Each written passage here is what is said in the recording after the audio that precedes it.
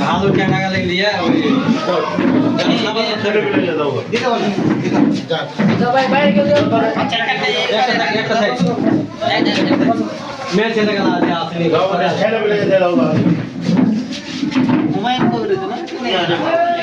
এখানে বেশি সময় দেওয়া যাবে না? চলো